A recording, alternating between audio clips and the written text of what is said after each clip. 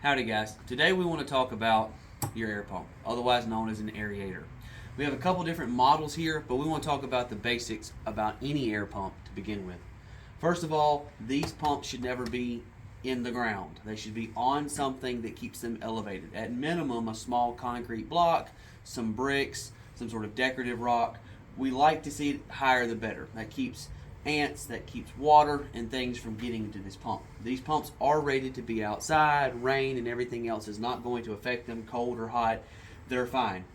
Ants do love them, and so make sure you are putting ant poison around them and that you're keeping the weeds weed-eating around it. We love to see some Roundup or some ant poison put out pretty consistently, because that's the number one killer we see of these air pumps, is just those things.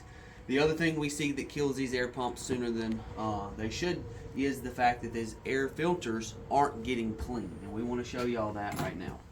So this pump is designed only to put air into the system that runs your advanced treatment system or treatment plant.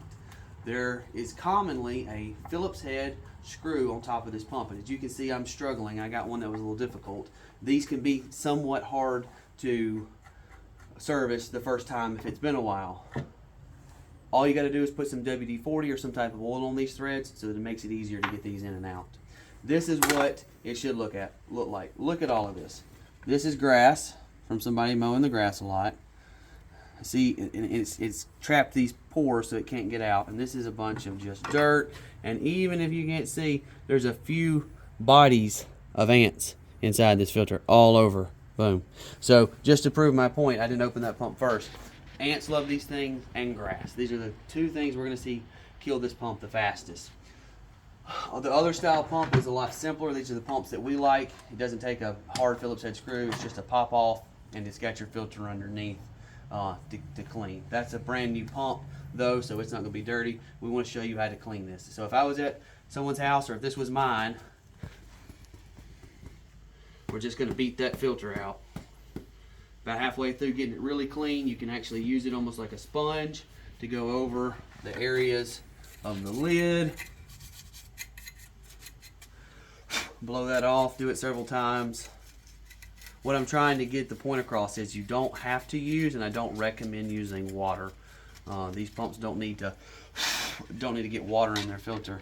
As dirty as that is, you can still get the most important parts clean by just simply beating it and blowing it out. So once that all gets out, this is a clean filter. It's not moving a high volume of air, so it doesn't have to be perfect, but it does need to be able to breathe. Get that lid back on top, boom, and get your screw back in once you get some WD-40 on it to make it work. Again, these pumps don't have alarms on them, so it's always good to do this every 6 months. Every time you think about it, it's got a small rubber hose right outside that pump.